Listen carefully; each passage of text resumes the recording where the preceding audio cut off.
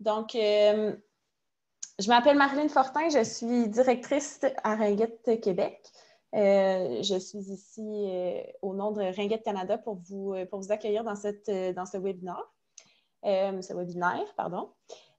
Donc, c'est ça, je vous souhaite la bienvenue ici. Le présentateur aujourd'hui s'appelle Marc Schreibert, avec plus de 30 ans d'expérience dans le monde de l'éducation et de la performance sportive. Marc a créé sa propre entreprise en gestion de la performance humaine qui s'appelle MS10 Performance.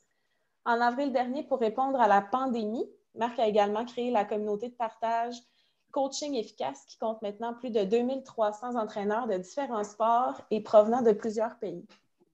Dans le monde du sport, on le surnomme souvent le coach des coachs.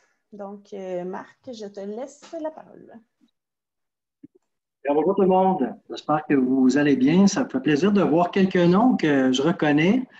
Et donc, je vais faire un peu d'usage logistique avec vous, juste pour m'assurer qu'on soit bien sur la même longueur d'onde. Premièrement, un petit thumbs up si vous m'entendez. Est-ce que vous m'entendez présentement? Parfait, ça c'est pas une nouvelle. Puis à l'occasion comme ça, je vais effectivement là, venir vous revoir, puis il y aura un peu d'interaction au courant de la présentation. Mais je voulais aussi m'assurer que vous soyez en mesure d'avoir une boîte de chat qui est fonctionnelle. Je vais avoir besoin des fois que vous m'envoyiez quelques réponses à des questions que je vais vous envoyer. Pouvez-vous tester votre boîte de chat, de conversation? Tapez-moi le mot ou les mots de votre choix dans la boîte de conversation, s'il vous plaît.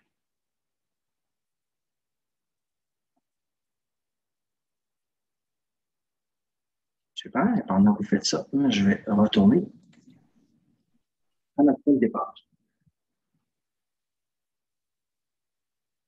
Parfait, ça semble fonctionner. Excellent. Alors voilà, bonjour tout le monde. Officiellement, mon nom est Marc Schreibert et ça me fait plaisir de vous retrouver. Je vais commencer avec cette image-ci que je vais ramener à la toute fin de la présentation ou de la conférence ce soir. C'est une image qui, pour moi, me suit, je vous dirais, depuis à peu près 15 ans. Et particulièrement quand j'ai eu l'opportunité puis la demande de travailler à Haïti dans l'année qui a suivi le tremblement de terre. Ça a changé ma perspective sur le travail et sur l'accompagnement qu'on peut faire aux gens et de quelle façon on aborde des problématiques, en tout cas dans ma vie professionnelle au moins. Et le verre qu'on voit tous souvent les coachs à moitié plein et non pas à moitié vide, mais je veux le ramener un peu plus tard parce que ça va être un des fondements principaux dans ce que je veux discuter avec vous ce soir. Je vous présente en premier mon parcours professionnel, même si Marilyn vous l'a présenté rapidement, parce que je pense que ça va donner un peu de perspective à ce que je vous propose dans le contenu de notre session. Donc, je me sers de cette image-ci parce qu'elle résume rapidement un peu dans quoi j'ai baigné durant les 30 dernières années. Je vais commencer avec la portion du bas, la portion qui est en mauve. Bien, j'ai été beaucoup impliqué dans le monde de l'éducation. J'ai été 2 fois directeur d'école au secondaire. Et présentement, en plus, je suis enseignant à l'Université Bishop. Je donne un cours sur le sports management. Donc ça a occupé peut-être au total une douzaine d'années de ma carrière. Dans la portion du haut, j'ai travaillé directement comme gestionnaire dans le sport. J'ai surtout œuvré dans le sport de haut niveau. J'ai été directeur des sports à l'Université d'Ottawa.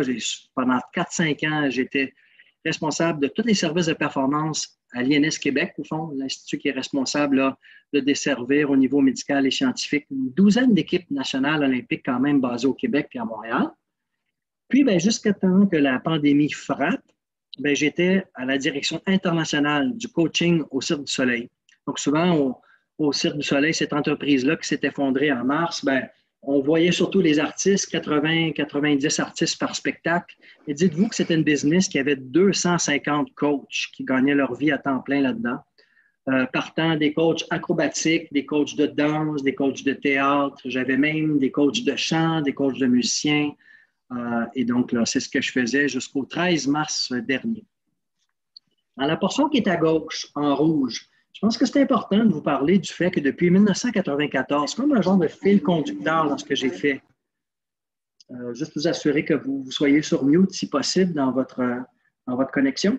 Donc, dans la portion qui est à gauche, le fil conducteur, c'est que j'ai toujours été impliqué dans la formation d'entraîneurs. Moi, ce qui me passionne beaucoup dans ma carrière, c'est des coachs. C'est de voir comment leur travail, qu'il soit bénévole ou professionnel, ben, ça leur permet d'avoir un impact tellement grand chez les jeunes, les adultes, les enfants, les ados qu'ils coachent. Et donc, moi-même, j'ai été entraîneur dans 6-7 disciplines sportives, mais dès 1994, je me suis impliqué avec Sport Québec, d'abord dans la formation d'entraîneurs au Québec. Avec le temps, j'ai commencé à travailler dans les différentes provinces, éventuellement dans l'ensemble du pays. Et là, j'ai commencé à travailler en dehors même de juste les sports dans lesquels j'étais implanté. Donc, j'ai travaillé peut-être avec une quarantaine de fédérations nationales dans la formation d'entraîneurs au pays. Puis éventuellement, j'ai occupé un poste à Coach Canada, à l'Association canadienne d'entraîneurs, où j'étais responsable des programmes internationaux. Et donc, j'ai eu la chance d'avoir des partenariats, puis de travailler dans la formation des coachs dans une vingtaine de pays. Pour les gens qui ne le savent pas, mais le PNCE existe dans 5 langues. Au Canada, il existe en français et en anglais, évidemment, mais il existe également en arabe, en espagnol, en allemand. Donc, ce programme-là a fait des fruits et a créé des partenariats à l'international, surtout dans les programmes multisports. On a la façon de former les coachs là, dans tout le programme que vous connaissez, autre directement qui est relié à votre sport. Donc, c'est un peu dans cette optique-là, évidemment, que j'œuvre toujours et que je suis là avec vous ce soir. Et je me déplace donc vers la droite, la portion bleue. Et donc, je m'excuse si c'est encore en anglais, c'est que tantôt, j'avais une conférence que je présentais en anglais plus tôt.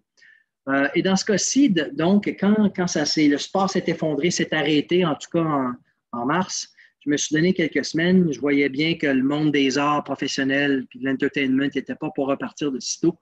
Fait que j'ai fait 2 choses. J'ai choisi de partir, premièrement, une communauté de pratique, que je vais vous parler un peu plus tard, qui s'appelle Coaching Efficace, où j'ai rassemblé, au fond, tous mes contacts dans le coaching, puis essentiellement, on fait un partage des meilleures pratiques pendant qu'on n'est pas dans la possibilité de faire nos occupations normales de coaching. J'ai parti aussi d'une entreprise qui s'appelle MS10 Performance, que je dis qui est une entreprise de gestion de la performance humaine.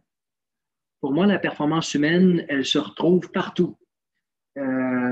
Quelqu'un qui travaille dans un travail manuel, en électricité, qui est peintre, qui travaille dans les arts, au théâtre, peu importe ce qu'on fait, on est dans la performance humaine parce qu'on essaie toujours de performer au meilleur de soi-même. Donc, cet aspect-là, de faire de la gestion, d'optimiser la performance humaine des gens, c'est un peu l'ADN de cette entreprise-là. Fait qu'évidemment, on travaille, je vous dirais, avec peut-être une 50% des clients sont des fédérations sportives, mais aussi de plus en plus dans le monde de l'entreprise. Parce que moi, un boss ou un chef d'équipe ou un superviseur dans une entreprise ou une usine, je le vois davantage comme un ou une coach avant même d'être un boss.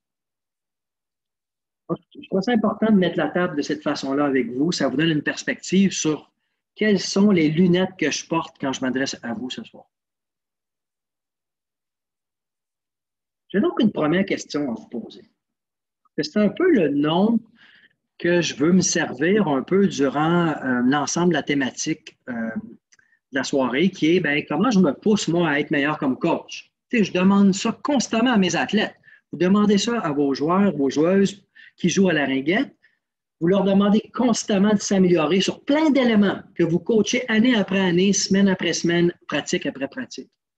Je pense que c'est normal qu'on se demande la même chose de soi-même. Un coach qui coach en 2006, de la même façon qu'il coachait en 94 ou qu'il va recoacher en 2010, il n'y a pas de progression. Fait que répéter, et ce coach-là ne demande pas de lui-même ou d'elle-même la même chose qu'il demande de ses athlètes. Donc, c'est ce que je veux dire par efficacité. Okay? Dans mon langage à moi. Mais maintenant, si je vous demandais de me trouver 3 mots, pensez à votre réalité. Là. Okay? Supposons que vous vous remplacez dans votre job de coach. Tu trouves quelqu'un d'autre, il faut que tu partes, tu ne peux plus coacher. Tu trouves quelqu'un qui va venir prendre ta place pour une saison. Donc, la saison serait normale. Okay? Et donc, à ce moment-là, quels seraient les 3 mots que tu mettrais sur la table qui, pour toi, cette personne-là serait efficace dans son coaching? Je vous donne une petite minute pour y penser. Quand vous avez vos 3 mots, s'il vous plaît, tapez-les dans la boîte de chat. Les 3 mots ensemble. Je vous donne une petite minute de réflexion.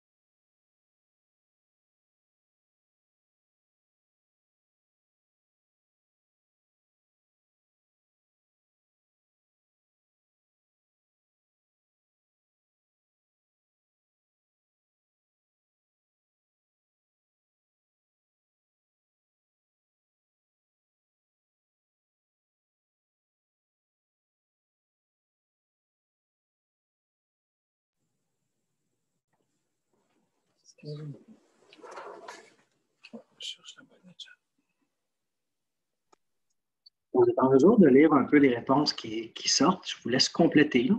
On est un peu plus d'une quarantaine. Je vais attendre qu'il y en ait au moins une trentaine qui a répondu. C'est intéressant de voir les réponses des gens.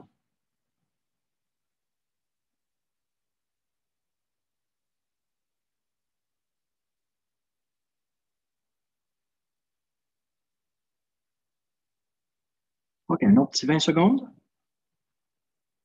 Je vous invite à regarder les réponses des gens.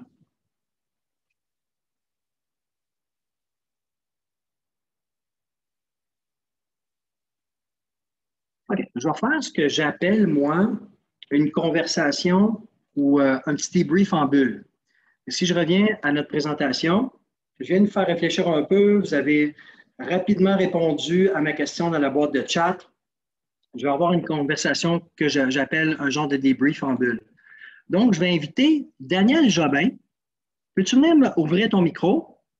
Également, Carl Bernier et Marie Rennie, si je prononce son nom correctement. Vous trois, ouvrez vos micros, s'il vous plaît. Juste pour qu'on ait une conversation à quatre, comme si on était juste nous quatre. Et donc, Daniel Jobin, tu es là, tu m'entends? Oui, j'entends. Écoute, Daniel, tu nous as mis, toi, patience, leadership positif et efficace. Qu'est-ce qui fait que tu as pensé à patience? Explique-nous-le un peu plus. Les jeunes ont besoin d'attendre, d'être certains de comprendre. Il faut nécessairement répéter comme quand on élève nos propres enfants, dans le fond. Là. Ouais. Tous les apprentissages qu'on fait nécessitent de la patience. Puis c'est le point que j'ai mis en premier parce que c'était vraiment le plus celui que je mettais en avant des autres. Et un coach qui n'aurait pas, exemple, cette habilité-là sociale, un peu d'être patient dans sa personnalité, un ou un coach, bien, effectivement, probablement, aurait beaucoup de difficultés à être efficace. Il y a plusieurs adjectifs que j'avais vus aussi, des gens que je me disais, ah, j'aurais aimé y penser, celui-là, c'est créativité et tout ça. Là, Et par la suite, là, je vois que les idées sont excellentes. Bien sûr, de toute façon, aussi, je ne vous ai donné qu'une seule minute, puis je vous ai demandé 3 mots, vous avez fait un choix rapide, mais souvent, au moins, les premiers mots, surtout le premier, c'est les choses un peu qui vont venir vous chercher en termes de quand vous pensez à l'efficacité dans le coaching. Après ça, exemple, j'ai demandé à Marie, tu es là, Marie? Oui. Donc, j'aime bien le fait que tu as mentionné passion. Fait que quelqu'un, toi, exemple, que tu engagerais pour te remplacer, puis tu sentirais que c'est quelqu'un qui n'a pas d'énergie ou qui ne semble pas passionné par son travail, pour toi, ne serait pas efficace. Exact. Ça t'est déjà arrivé, Marie, de rencontrer des coachs que tu trouvais qui manquaient de passion? Si j'ai jamais rencontré, non. T'en as-tu déjà rencontré, des coachs qui manquaient de passion dans leur travail? D'habitude, non. Parce que ceux qui sont là parce qu'ils aiment être là. Bien sûr. Merci, Marie. Puis la troisième personne que j'avais invitée, attendez, je vais être certain, tu peux te nommer, j'ai perdu les noms devant moi. C'est Carl. C'est Carl. OK, Oui. super, Carl. Puis toi, tu nous as mis écoute, communication et engagé.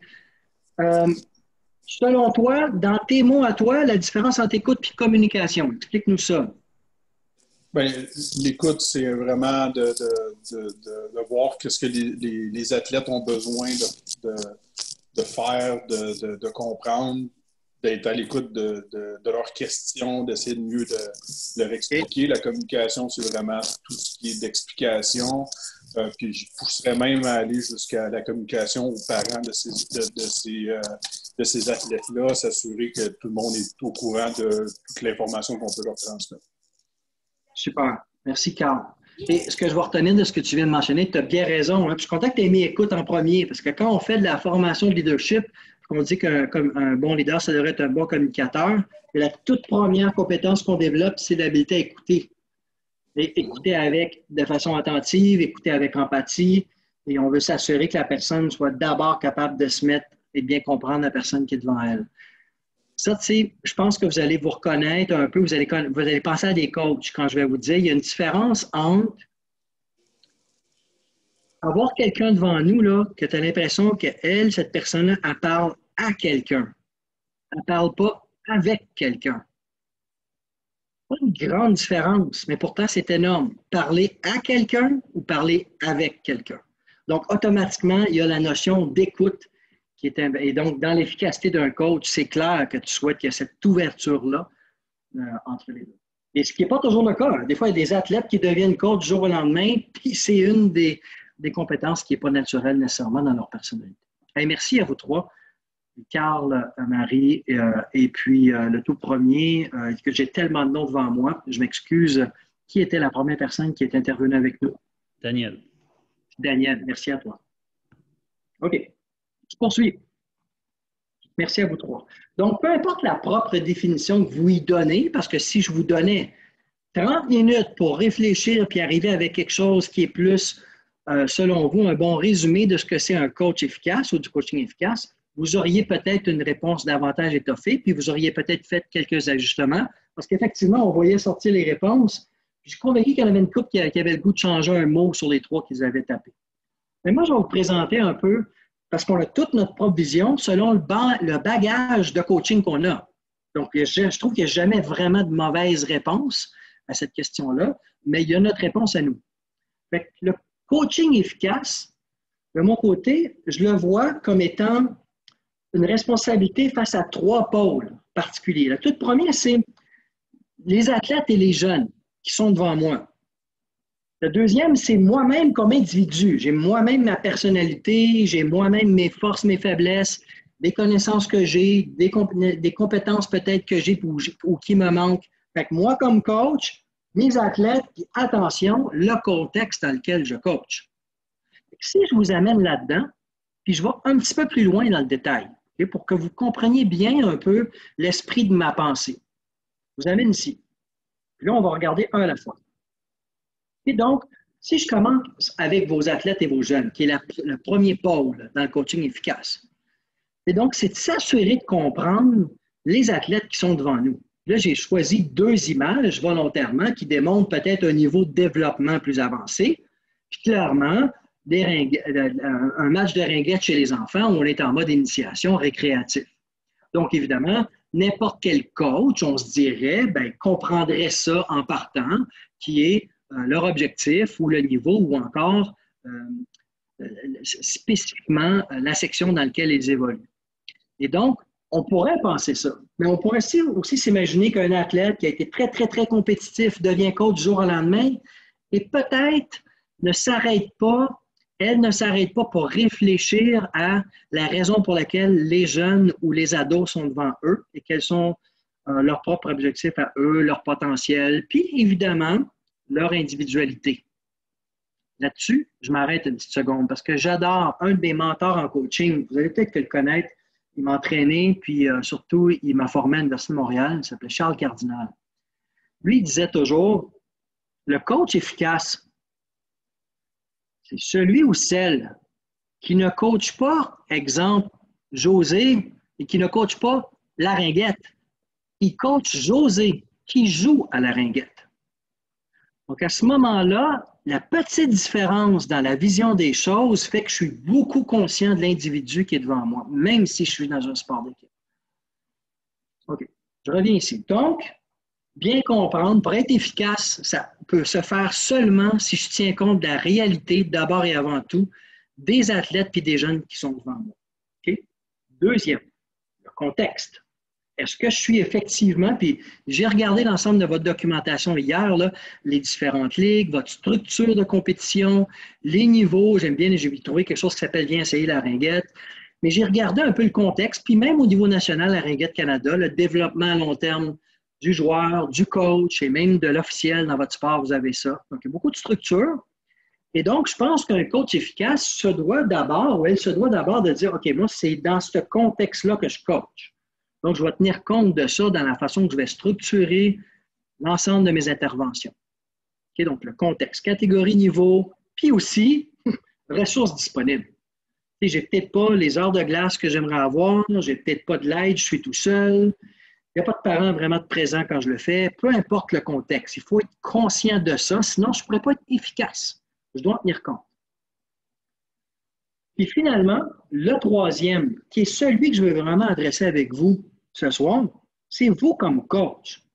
Puis je vais aller plus loin, je vais dire, vous comme personne, vos propres compétences à vous, autant dans votre sport, fait la connaissance du développement technique de la ringuette, évidemment, la connaissance du développement stratégique, parce que vos règles à vous dans votre sport fait que vous êtes bien différent de d'autres sports d'équipe, donc de bien comprendre les stratégies qui viennent avec, mais là, après ça, ça n'arrête pas. Est-ce que moi, j'ai des compétences dans les autres facteurs qui influencent la performance des athlètes? Supposons que je suis dans un niveau plus de développement. Là, okay? On est là pour compétitionner. Faites un super ou une super bonne technicienne, un bon technicien, capable de développer les éléments techniques de la ringuette. Aucune connaissance, zéro, sur comment maximiser la récupération des athlètes entre les entraînements, la gestion de risque de blessure, plein d'items qui ont des influences directes sur le développement des athlètes qui sont devant nous. Donc, il y aurait à ce moment-là des endroits où clairement ce coach-là ou cette coach-là pourrait s'améliorer. Un bel exemple des fois, c'est que tu demandes, puis je me souviendrai toujours, j'avais une série de coachs dans un autre sport collectif avec moi, puis j'aurais me demandé de me dire, écoute, faites-moi une liste là, au moins 10 éléments, puis arrêtez-vous à 10 parce que vous allez en avoir plus que 10. Là. Faites une liste des éléments que vous trouvez qui influencent la performance dans votre sport. Même vous pouvez en faire une dans votre tête. Là.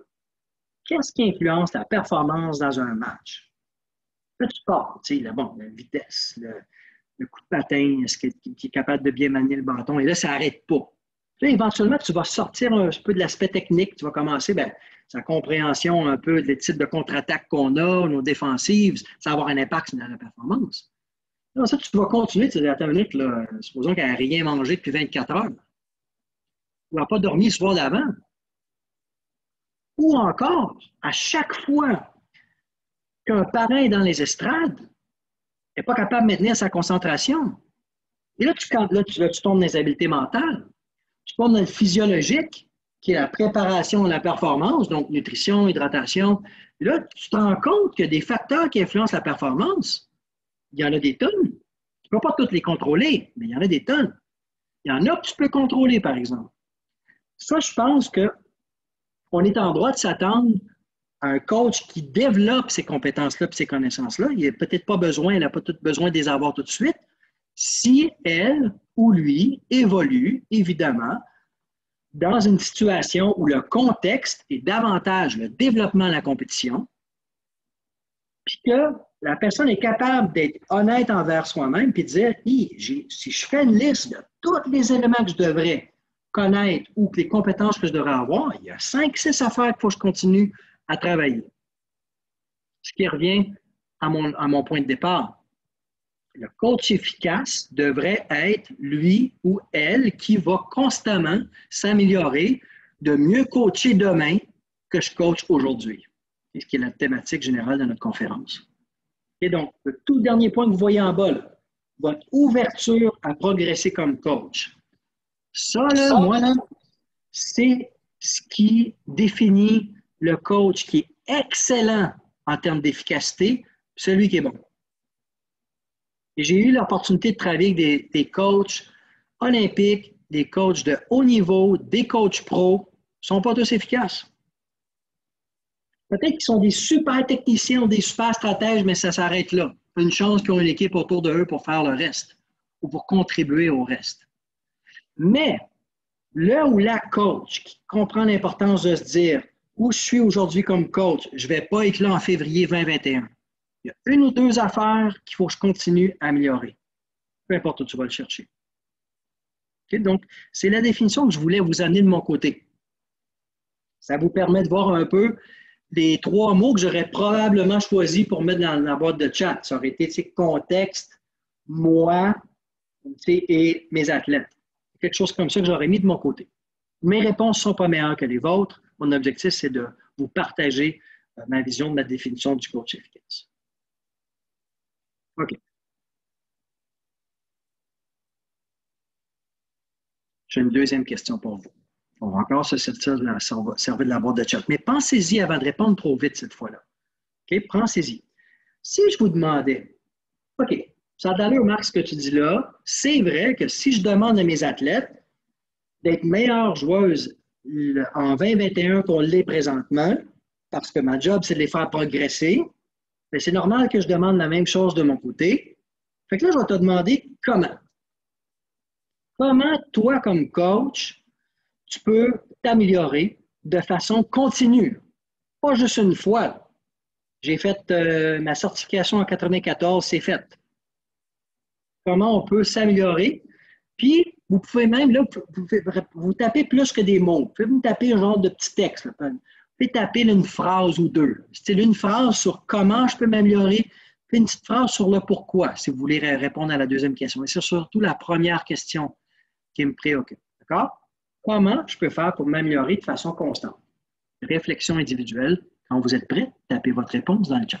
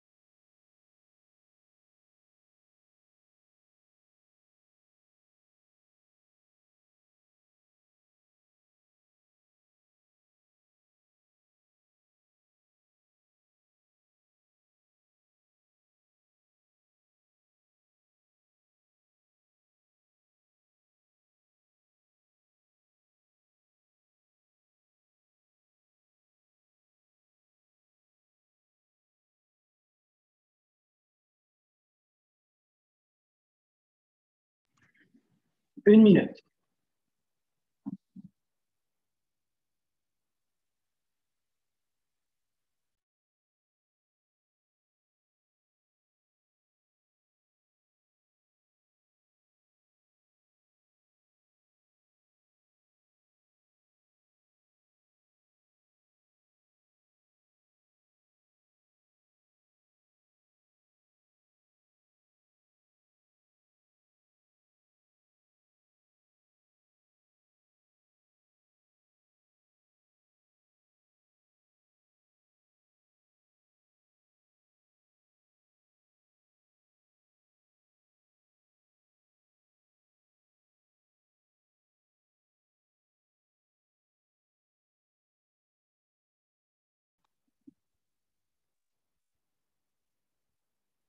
Quand vous aurez fini de taper, je vous invite à prendre le temps de lire les petits textes des gens dans la boîte de chat. On va vous donner une minute de plus pour jeter un coup d'œil là-dessus.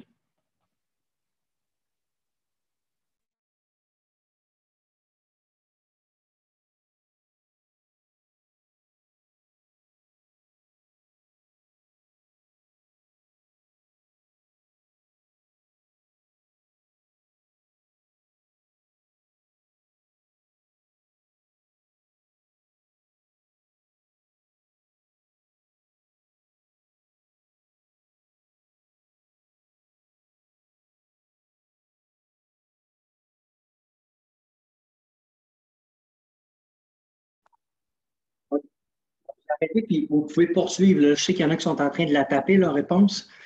Poursuivez-la parce qu'on va quand même prendre le temps de s'en servir par la suite. Tiens, couple de questions avec lesquelles j'aimerais avoir un échange avec deux, trois personnes. La première, c'est Michael Brochu. Vraiment, il y a quelque chose qui a attiré mon attention dans ce que tu as écrit. Donc, quand tu as écrit au départ, tu peux venir me rejoindre, ouvrir ton micro, Michael, tu mets « Remettre en question mes façons de faire ». Fait que ça, c'est super. Puis tu pourrais-tu nous donner un exemple de ce que tu avais en tête quand tu as écrit ça, par exemple? Je crois que souvent, on a des bonnes habitudes, on est dans nos pantoufles, puis on a tendance à répéter souvent la même façon de faire. Et je crois que c'est important de remettre en question ça, de tenter de trouver des nouvelles façons de faire pour justement continuer la progression, pour éviter d'être sur un plateau puis de cesser d'évoluer. Yes, Michael. Il faut que je te raconte quelque chose là-dessus. J'ai été évaluateur de coach dans le monde du football pendant des années, okay, pour qu'ils deviennent certifiés. Je me souvenir de l'exemple d'un entraîneur qui était reconnu comme quelqu'un qui était un très bon gestionnaire d'entraînement. Ça roulait dans les pratiques. Okay, fait, je vais le voir au camp d'entraînement du mois d'août. Je l'observe faire des drills. C'est vrai qu'il est habile, c'est efficace dans le sens où les gens embarquent, puis ça roule les affaires. Mais mon travail, c'est de le revoir plus tard. Fait que je repasse mi-fin octobre, ils approchent tranquillement pas vite leur fin de saison. J'arrive au début de l'entraînement, puis je vois le coach, puis je vous mens pas, là, il roule les mêmes drills. D'ailleurs, ça roule, mais pas à peu près. Il n'y a quasiment pas besoin de rien dire. Les gens exécutent l'exercice de façon exemplaire. C'est le genre d'affaire que tu peux filmer, tu le mets sur YouTube, tu dis, regarde, ça, c'est la façon de faire le drill suivant. Il m'en parle à la fin, puis il dit, Marc, qu'est-ce que tu en penses? Bien, écoute, je te pose une question. Quand tu as fait ce drill-là, là, je l'ai vu au mois d'août, puis je viens de le revoir. J'ai vu toute une progression dans l'exécution du drill. Il dit, ouais, ils sont rendus bons, hein? Ouais. Puis je dis, la raison pour laquelle tu fais ça, c'est quoi? Le pire, c'est que c'est après une minute ou deux. Je dis, au fond, c'est parce que je pense que ça pourrait avoir tel impact en performance de match. Puis je dis, OK, ça en a-tu un, coach? Parce que tu sembles passer à peu près 6-7 minutes par pratique là-dessus. C'est beaucoup. Là, il n'est pas sûr quoi répondre. Donc, quand moi, je vois Michael qui dit on espère que le coach efficace, de lui-même ou d'elle-même, va se forcer à regarder, c'est quoi l'effet sur qu'est-ce que je fais, puis est-ce que je m'assure qu'il y a une progression. On ferait la même chose dans le développement des qualités physiques. Tu sais. Supposons que j'entraîne quelqu'un avec des haltères, quoi que ce soit, puis après 3 semaines, tu sais, l'athlète, elle lève ça comme si rien n'était, bien, on le sait qu'il faut monter, il faut mettre plus de poids. Tu sais, on ferait l'ajustement automatique parce qu'on est dans le développement d'une qualité physique, mais tout le reste est pareil. Fait que j'adore que tu aies mis ça, Michael, puis je te remercie beaucoup. Je vais descendre vers Mélanie Giboulot. Et Mélanie, il y a quelque chose qui a attiré mon attention quand tu l'as écrit, encore une fois, parce que tu as marqué ensuite adapter les filles au niveau souhaité. Donc, tu dis faire une bonne analyse de l'équipe et des filles qui en font partie et adapter l'entraînement en conséquence. Adapter les filles au niveau souhaité. Fait que ça, écoute, j'ai vraiment aimé voir ça, mais tu peux quand même nous donner un exemple de ce que tu avais en tête quand tu as écrit ça. Bien, moi, en fait, c'est que là, c'est sûr que les filles, au début d'une année, ils ont des telles façons de jouer ou quelque chose de... Mais il faut les amener aussi au niveau qu'ils sont dedans. Tu sais, si une année, ils sont dans le B, l'autre année, ils sont dans le A, il faut les adapter à... Bien là, il va falloir patiner plus parce qu'on joue dans une autre catégorie. Il va falloir mettre plus l'emphase sur les jeux de passe ou mettre plus l'emphase sur telle et telle chose pour s'adapter à ce que les autres filles vont nous amener dans les parties. Là. Super.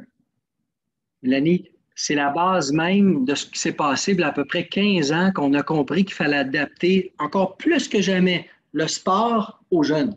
Ils n'ont pas le jeune au sport. C'est pendant combien d'années en soccer, on a fait jouer des kids pour vrai là, sur le grand terrain? Avec le grand but. Puis tu avais un petit kid de 12 ans là, qui essayait d'être gardien de but, puis il voyait le but à peu près 15 fois sa grandeur. Ça existait, ça, au début des années 90. C'est par la suite qu'on a commencé à faire du mini-soccer, puis il y a eu des ligues comme ça qui ont été jouées. On a coupé le terrain, puis on a fait ça en tennis par la suite. Tennis Canada a fait un changement radical il y a 15 ans dans l'enseignement du tennis aux jeunes. On a coupé le terrain en deux, puis on a eu une des plus grosses balles au début, puis ça rebondisse moins vite. Ça s'appelait Tennis 10. Il y a eu plein de résultats, puis Tennis Canada commence à avoir des gens au niveau international comme jamais parce qu'ils ont décidé d'adapter leur sport au niveau du jeune.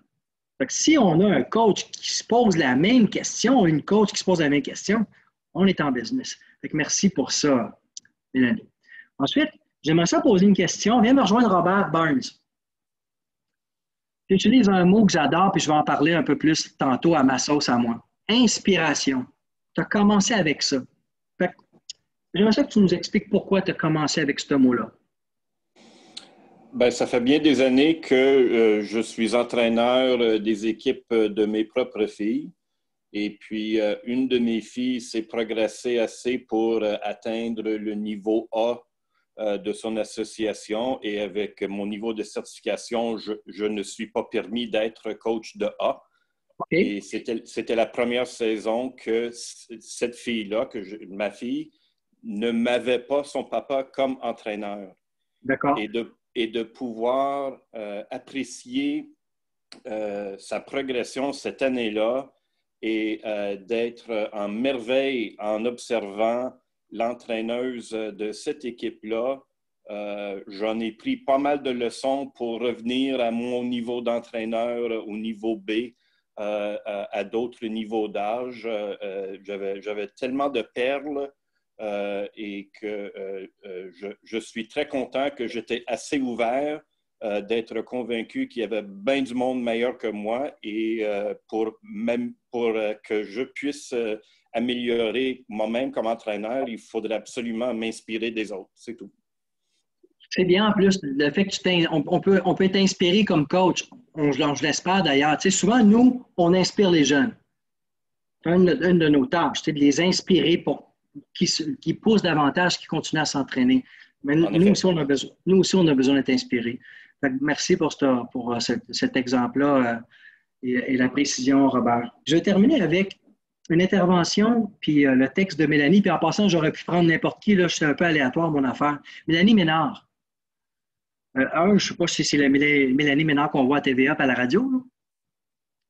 Et bonjour Mélanie. Tu marques, toi, puis écoute, ça, je trouve ça vraiment le fun. Peux-tu m'en parler un peu plus? Tu parles, aller voir des pratiques en direct, aller voir d'autres gens qui pratiquent ou aller fouiller sur Internet. Donc, toi, tu es visuel, puis tu vas un peu t'alimenter de ce que les autres font. Oui, exact. Là, je suis avec mon ordinateur fermé, fait que je suis avec Hugo Dalpé, mon chum, là. Mais c'est ça, nous, on va voir sur Internet beaucoup les pratiques, aussi au niveau on a connu des gens qui étaient dans le Junior 2A, fait qu'on prend des trucs pour s'améliorer, puis, améliorer les filles aussi. Puis, voir aussi ce qu'on a besoin d'améliorer avec chaque fille. Chaque fille est unique. Donc, OK, aujourd'hui, on va faire cette pratique-là qu'on a vue la semaine passée. Ça va aider nos filles à progresser. Super. Écoute, Mélanie, ce qui est le fun, c'est que des fois, on n'a pas besoin d'aller à l'autre bout du monde. On n'a pas besoin d'attendre 3 mois avant d'aller au prochain cours offert par Ringette Canada ou peu importe. Des fois, entre nous autres, on peut se perfectionner. Un peu comme on fait ce soir. C'est exactement ça qu'on fait. Et donc, des fois, de se permettre entre nous de s'observer mutuellement dans les entraînements, c'est énorme. Et en plus, surtout qu'on en filme de plus en plus avec la technologie. C'est une chose qui est relativement simple. Merci beaucoup à vous quatre. Merci, Mélanie, de ton partage. Et moi, je reviens ici. Et dans la question « Comment puis-je m'améliorer et pourquoi ?» Mais moi, maintenant, ce que je vais faire, c'est que je vais vous donner ma propre recette personnelle. Okay? Dans ma vie professionnelle, moi aussi, je suis pas mal axé là-dessus. Je veux m'assurer d'être beaucoup plus efficace en décembre 2020 que je le suis présentement dans mes différentes fonctions professionnelles. Puis comment je fais ça? Regarde, ça, c'est ma recette. Je m'excuse pour les mots anglais. Je vais les traduire un peu plus tard. C'est juste que des fois, j'ai de la misère à remettre un seul mot en anglais, puis ça ne rentrait pas dans ma petite flèche, là. Il a fallu que je mette 3-4 mots pour expliquer « empower ». C'est difficile à traduire ça en français. Habiliter, responsabiliser, mais tout ça ensemble, je mets le terme « empower ». Okay? Donc, inspirer, okay? Responsabiliser, habiliter, pour ensuite engager. Je vous donne un exemple concret de pourquoi j'amène ça à la table. Okay? Voici mon exemple professionnel. Je vous l'amène, puis il est très récent. Donc, je vais utiliser les termes en anglais, là. Inspire, inspirer, empower, OK? Puis engage. Bien, moi, comme coach de d'autres coachs, parce que c'était ça mon rôle. Je vous donne l'exemple quand j'étais au Cirque du Soleil. Je vous ai dit que j'avais 250 entraîneurs. Moi, je voulais faire ça pour eux, pour les pousser, eux autres, à vouloir se développer davantage. Et puis, c'est pas évident, la gang, là. Les coachs que j'avais, là, c'était les meilleurs sur la planète. Là. On avait des coachs acrobatiques qu'on allait chercher chez les Chinois, les Allemands, les Russes, les Américains. tu leur donnes une job à temps plein, tu leur dis, regarde, ça fait assez d'Olympiques que tu gagnes, viens nous aider. Pas facile de les amener à se pousser eux autres. Okay, fait que moi, je me disais, il faut que je le fasse en me basant sur ces 3 principes-là. Okay? Et voici l'exemple que je vous partage. Je vais vous présenter en premier une vidéo qu'on a choisi de créer parce qu'une des choses que je trouvais qui manquait dans ce gang-là, c'est que c'était surtout des gens qui coachaient par expérience, qui coachaient basé sur la technique, qui coachaient basé sur les arts, parce que c'est un monde d'artistes. Mais je trouvais qu'il manquait de science là-dedans. Puis pourtant, dans la performance de haut niveau, ce n'est pas la science qui manque. On a filmé donc un paquet de mouvements acrobatiques, on a mis un peu de musique là-dessus, puis on a créé le vidéo suivant qu'on a passé en début d'année au coach, parce que l'objectif, le mien, c'était de les inspirer à dire « Oh, il y a un paquet d'autres affaires que je peux faire. » Regardez bien la vidéo suivante. J'espère que le son va fonctionner. Là, je vais l'arrêter après 3-4 secondes et vous me direz si vous entendez le son.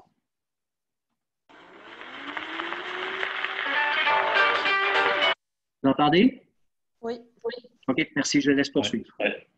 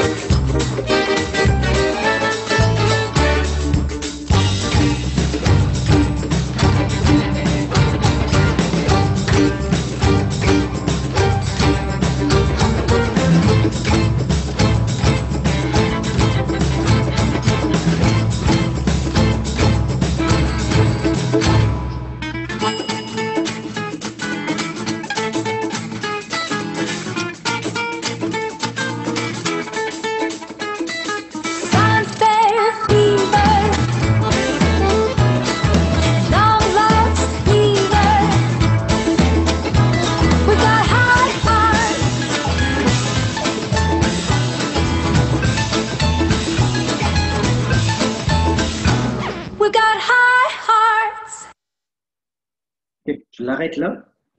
La réaction, quand il a suivi le passage, parce qu'on l'a passé tout le monde en même temps, au début, il n'y a personne qui a dit un mot. Là, moi, j'ai posé la question, j'ai dirigé ma question vers les coachs qui étaient le plus seniors de la grille, ceux qui ça fait 25 ans qui étaient là. Le premier qui a parlé, il a dit, à la fin du vidéo, je me suis dit, oh my God, il y a un paquet d'affaires qu'il faut que j'apprenne. Parce qu'on coach de tel mouvement pour s'assurer d'avoir des résultats pour que ça paraisse bien, mais je ne me suis jamais rendu compte autant qu'il y avait beaucoup de notions scientifiques derrière ce qu'on fait. Puis probablement que je pourrais m'améliorer si j'avais une meilleure compréhension biomécanique ou encore si j'avais une meilleure compréhension du fait que, attends une minute, là, je demande de faire ça en plus 10 spectacles par semaine, 2 fois par soir. Puis là, je leur ai posé la question, trouvez pas que vous avez beaucoup de blessures chez vous? Moi, j'en reviens pas. Je n'ai jamais vu autant de blessures au niveau olympique. Mais quand est-ce qu'ils récupèrent vos athlètes? Qu'est-ce qu'ils font pour récupérer? Je me suis mis à poser des questions du monde, tu sais, de la science, du sport de haut niveau. Personne n'avait de réponse. Donc, de là, on a dit, OK, là, clairement, je venais de les embarquer sur quelque chose où je les inspirais à dire, il faut faire quelque chose. Il y a encore des endroits où je peux m'améliorer.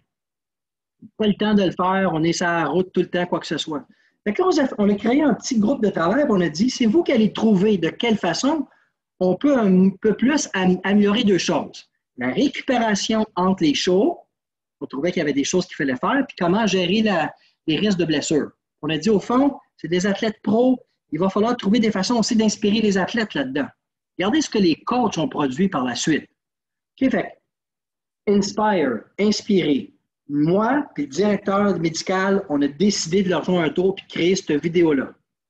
Voici ce que vous faites avec votre gang. Voici la science qui se cache derrière. 2, on aimerait ça, le groupe de travail, vous puissiez arriver avec un projet de perfectionnement de ce qu'on fait. Donc, on leur a donné la responsabilité, okay, et les outils qu'ils avaient besoin pour pouvoir proposer quelque chose. Empower. Okay? Je vous montre donc cette portion-là. Ça, c'est eux qui ont produit ça. Regardez bien ça. Ils ont choisi de s'adresser à leurs athlètes. Je m'excuse, c'est en anglais. In an effort to continuously strive for a high-performance culture, we wanted to come up with a concept that was built for you, the artist, using a collective approach. After months of discovery with artists, coaches, performance medicine teams, artistic directors, and company managers, we've put the very best ideas into a single initiative. It's called Durability by Design. Your job, your responsibility is to keep the wow on stage night after night. Our work, our expertise is used to better support you through the path to ensure we put the best performance on stage night after night. Durability doesn't happen by accident. It is by design. Durability is your ability to withstand the physical, technical, mental, and emotional demands so that you can perform your best night after night. By design means that you and your team approach your well-being with an intentional, proactive, and interdisciplinary approach so that you can repeat your performance with optimal health. Durability by Design is a team approach that combines the best elements of healthcare, performance optimization, and enhancement, including workload management, injury risk reduction, and much, much more. We break this down into 3 key pillars. Prepare. Diligent technical and psychological preparation. We use targeted planning and education to develop physical and emotional qualities that enhance performance and reduce injury risk. Perform. Achieving your maximum performance potential. This state of performance excellence is achieved through a combination of preparation and recovery, resulting in a state of accomplishment and personal fulfillment. Recover. An optimal state of well-being. Restore yourself to your best state through appropriate sleep, nutrition management, and healthy lifestyle habits. From artists to coaches, performance medicine to technicians, our mission is to keep the wow in the performances every night for our audiences. Durability by Design is a company-wide initiative that starts with you. It's an artist-centered approach where you work with your team and resources to create your own best individualized plan. Stay healthy. Stay engaged. Durability by Design.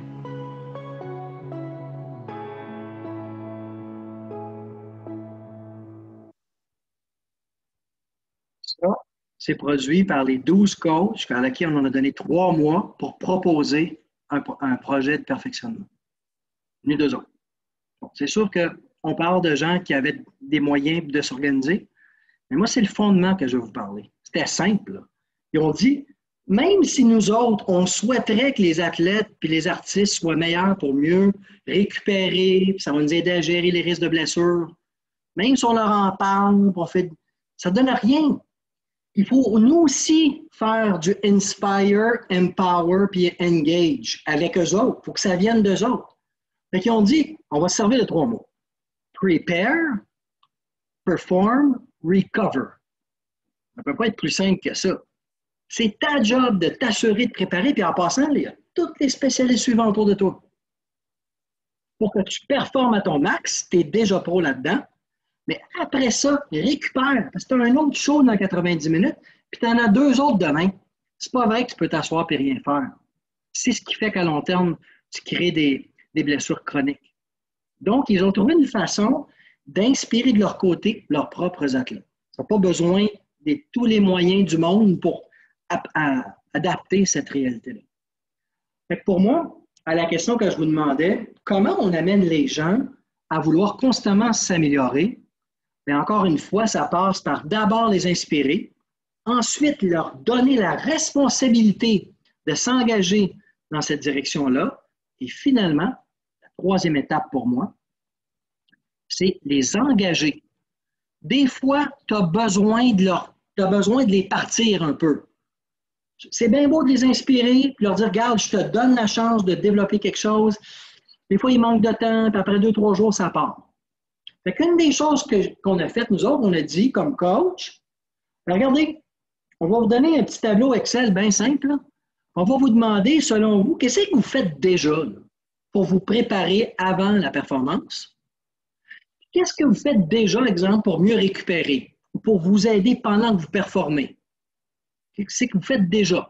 Y a-t-il quelque chose qu'on pourrait rajouter de nouveau? On pourrait rajouter quelque chose de nouveau. Puis là, avec le temps, on faisait des meetings à distance. Ça fait longtemps qu'on était dans le Zoom. Puis on se disait, bien, vous autres, vous avez fait quoi au spectacle là-bas de nouveau? Ah ouais, vous faites telle chose en récupération entre les deux spectacles. Bien, c'est cool, nous autres, on a essayé quelque chose de différent. Et avec le temps, c'est les coachs, les athlètes eux-mêmes qui poussaient constamment pour développer des nouveautés dans le Prepare, Perform, Recover. Et donc, peu importe votre définition à vous, la mienne que je voulais vous partager est vraiment reliée à ce que je vous présentais au départ, ici, qui sont engagés. Pour engager les gens, il faut d'abord que je les inspire, ensuite que je leur donne l'espace et pour qu'ils développent cette volonté-là de se pousser, et ensuite, des fois, partir la roue un peu. Il faut que je les engage dans le travail. Fait que pour moi, c'est un peu, en passant, ma définition d'un leader. Mon travail, de les inspirer, de les responsabiliser, puis ensuite de les mettre dans l'action. Voilà. Fait que si je vous posais la même question à vous, je vous disais, comme toute dernière question, prenez une petite minute. Vous n'avez pas besoin de le taper dans le chat cette fois-là. Mais pensez à un exemple que vous avez en tête où vous avez vous-même inspiré peut-être vos athlètes, vous leur avez donné la responsabilité de s'organiser ou de prendre des responsabilités, puis après ça, vous les avez poussés à le faire. Donc, inspirer, empower, puis engager. As-tu un exemple qui vous vient en tête ou encore quelque chose que vous pourriez peut-être faire? Surtout là. Je pense qu'il y a un moment dans toute la vie sportive, probablement que la seule fois qu'on espère bien qu'on va vivre, c'est ce qui se passe présentement. C'est incroyable dans le contexte de pandémie. On s'apprête encore une fois, on nous a tout arrêté une deuxième fois. C'est bien un moment où nous-mêmes, on a besoin de se faire inspirer, puis s'inspirer nous-mêmes comme coach, mais de le faire avec les athlètes à qui on ne peut même plus amener sa patinoire, c'est présentement. Fait qu'une petite minute de réflexion sur comment vous pourriez appliquer les 3 mots que je vous propose ce soir. Je vous reviens dans 2 minutes.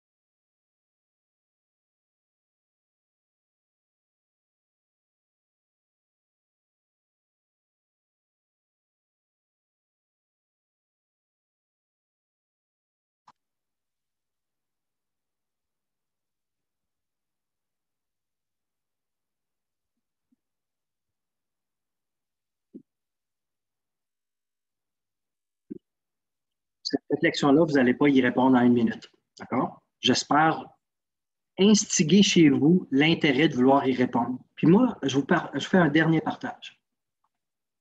Je vous ai présenté dès le départ. Voici ce que moi, j'ai décidé de faire avec le fait que le sport s'est arrêté. Et donc, ma propre vision du verre qui est toujours à moitié plein. Et puis, je vous le présente, ce verre à moitié plein-là, parce que c'est depuis le mois de mars que j'ai trouvé que c'est encore plus important que jamais de le mettre en pratique. Donc, quand je le présente, oui, je le vois à moitié plein, mais ma job comme coach, c'est toujours d'essayer de le remplir. Je n'accepte pas qu'il soit à moitié plein. Mais pendant que j'essaie de le remplir, puis je nous pousse à être plus efficace, je le fais toujours avec l'attitude qu'il est à moitié plein. C'est mon devoir d'être constructif, proactif et positif, mais de ne pas accepter qu'il soit à moitié plein. Il faut le remplir. Puis il n'est jamais complètement rempli. Fait que mon COVID à moi, c'est le suivant. Parce que je pense que j'ai été un peu choyé dans ma carrière. J'ai commencé comme prof. Puis après ça, à 27 ans, j'ai eu l'opportunité de devenir directeur d'école. Puis après ça, j'ai eu la chance de gagner ma vie comme coach pendant à peu près 7-8 ans. J'ai tripé là-dedans. Je ne cherchais pas à changer d'emploi. Il y a une opportunité qui se pointait. Puis de là, j'ai commencé à faire de la gestion du sport. Encore une fois, des opportunités puis des fenêtres qui se sont ouvertes. Et finalement, je suis devenu un peu un coach de coach, autant au niveau olympique à l'INS que jusqu'à la fin du mois de mars, quand j'étais au Cirque du Soleil. Mais la toute première fois, je me suis rendu devant la situation où il n'y avait pas de lendemain. Ça s'est arrêté du jour au lendemain. L'opportunité, il n'y en avait plus qui s'est pointée à moi. Plus que ça s'est arrêté. Fait que moi, mon COVID, je l'ai vécu de la façon suivante. Je vous l'ai présenté au départ. J'ai choisi de faire du bénévolat. Puis au départ, je ne savais pas trop quoi. Je vais vous avouer qu'en avril, je me questionnais. J'ai du temps. J'ai un moment dans ma vie de ma carrière que je peux redonner. Je donne où? J'ai décidé de redonner où j'avais une passion, dans le coaching. Et donc, j'ai créé cette communauté de partage-là qui s'appelle Coaching Efficace, où j'espère bien que vous allez devenir membre vous aussi parce que ce n'est qu'un espace de partage des meilleures pratiques. Et à titre d'exemple, ce qu'on fait, c'est qu'on organise des sessions comme des coachs café et on invite différents types de spécialistes. Et ces spécialistes-là, exemple comme le nutritionniste des Canadiens de Montréal, qui s'appelle Martin Fréchette, il a accepté de venir donner 45 minutes de son temps pour une discussion sur de quelle façon il a alimenté, préparé un peu les propositions de repas puis de recettes durant le COVID puis quand ils étaient dans leur bulle durant les séries éliminatoires. Puis ensuite, il a partagé des exemples aussi simples que comment il fait la même chose présentement avec des athlètes plus jeunes dans la région de l'Estrie. Donc, il a amené son expertise à la table. Et tout ça, ça s'est fait dans un esprit de partage ouvert à tous. Puis ces gens-là, ils étaient conscients que je ne les payais pas, puis ils étaient conscients que la chose qu'on leur demandait, qu'ici, là, ça, c'est l'ancien préparateur physique des Canadiens, qui est maintenant préparateur physique de Michael Kingsbury en ski acrobatique. Il nous a donné 1 heure de son temps durant la semaine des entraîneurs. Donc, c'est une fierté que j'ai eue, que je me suis dit, attends une minute, le sport s'arrête, puis moi, la façon que je vais moi-même m'inspirer, j'espère que ça peut inspirer d'autres personnes, je vais créer cette communauté de partage-là, inviter les gens autant qu'ils acceptent à venir partager avec moi. Puis la deuxième, je me suis dit, de mon côté aussi, je dois continuer à gagner un peu ma vie. Mon sport à moi s'est arrêté probablement pour de bon et plusieurs années. Et donc, j'ai choisi de partir cette entreprise-là. Mais écoutez bien ça, j'ai parti cette courte entreprise-là à la fin juin. Donc là, je vous parle, on est au début octobre. Et donc, c'est tout nouveau. Je voulais juste vous montrer que quand on pousse puis quand on veut, il y a de la place. Non seulement on a développé une marque de commerce et aussi maintenant des clients, mais j'y arrivais plus moi-même. Donc, dans les services qu'on offre, j'y arrivais plus. Et donc, la semaine passée, j'ai annoncé la venue dans l'équipe de 6 autres personnes. Tout ça à l'intérieur de 2 mois. Et donc, moi-même qui avais une peur bleue de ça, l'entrepreneuriat, je n'ai jamais fait ça de ma vie. J'ai toujours travaillé pour quelqu'un d'autre. Je n'avais aucune idée comment faire pour partir une business ou la rouler. Mais donc, je me suis dit, attends une minute, les sports ont probablement encore plus que besoin d'aide. J'ai un peu d'expérience dans ma carrière, mais je ne vais pas le faire seul. Je vais me trouver d'autres personnes qui ont le goût de le faire en équipe, et on va emmener ça à la table pour le monde du sport. Donc, c'est un peu ma réaction à moi face à la COVID et de quelle façon j'ai choisi présentement d'appliquer le inspirer, empower puis engage. Et les 6 personnes que je suis allé chercher en passant, il y en avait 5 qui étaient sans emploi comme moi. Et donc, on se motive chacun de notre côté.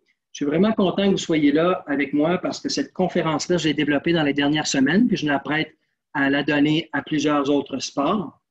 Et donc, pour moi, ce soir, c'était un privilège de vous voir et je peux vous dire qu'en plus, j'ai appris à bien apprécier la ringuette depuis maintenant 2 ans. Ma conjointe, elle joue à ringuette depuis qu'elle est toute jeune Et donc, ça fait 2 saisons cette année. Je ne sais pas si je vais pouvoir aller l'avoir joué, mais j'ai apprécié et appris à bien apprécier votre sport au cours des 2 derniers hivers.